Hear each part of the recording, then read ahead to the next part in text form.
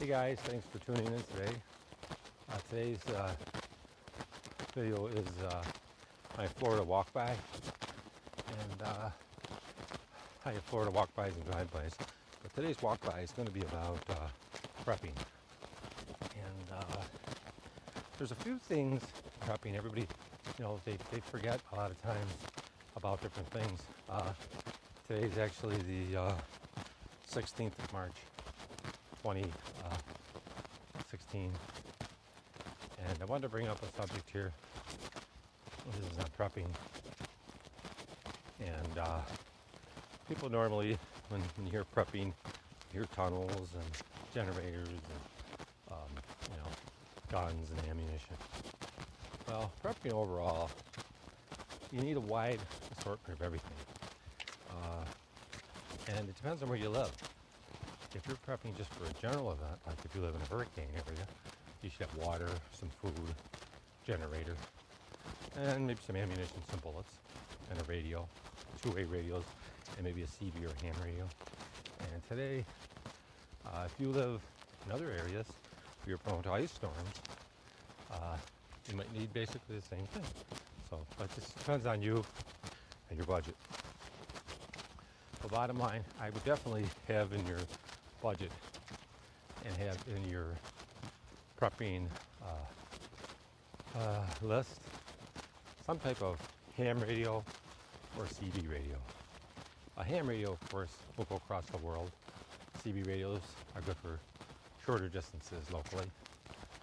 And maybe work on getting your ham ticket, because a ham ticket, you can get a technician's license, which is pretty easy.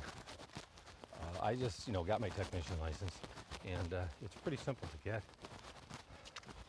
I studied for about 2.5 weeks, videos and stuff like that. Never even read a book, just basically videos like on YouTube.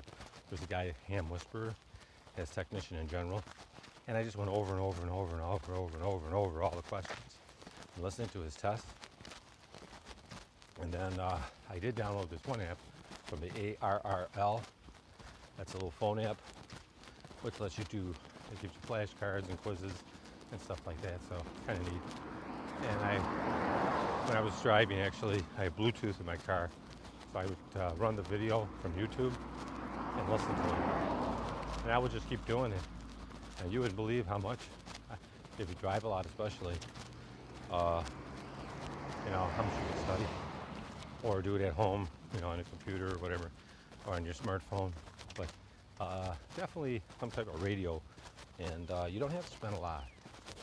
Get radios anywhere in the $200 range up. So a small, high frequency radio, and there's high frequency, very high frequency, and ultra high frequency. The bands usually work 6 to 160, and that would be your high frequency. It's out like most radio goes from like 300 kilohertz up to 30 megahertz. That's your high frequency. And then your VHF goes from 30 to 300 megahertz. And then your ultra high frequency goes 300 to 3000 megahertz. But your VHF and UHF, they only give you part of that. They don't give you all of that. They give you a little portion. Usually a VHF, they give you is like 100 and something, 140, 144 or whatever. And then the ultra high, they give you the 440. So the UHF, VHF, you get satellites, but that's on the different radios. Most radios are the HSHF up to 30 megahertz. But even up to 30 megahertz, most of those radios you can modify them so you can at least do the 11 meter too. So you'll be able to transmit and receive across the whole board from 300 kilohertz to 30 megahertz. And it's kind of what radio you want.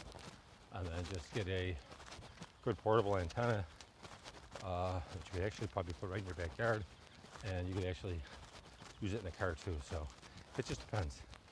And if you get a portable radio, that's even better. Something you can run in your car. The base stations are kind of big. Some of them will take 13.8 volts or battery, off car battery, but the smaller ones are meant for power supply.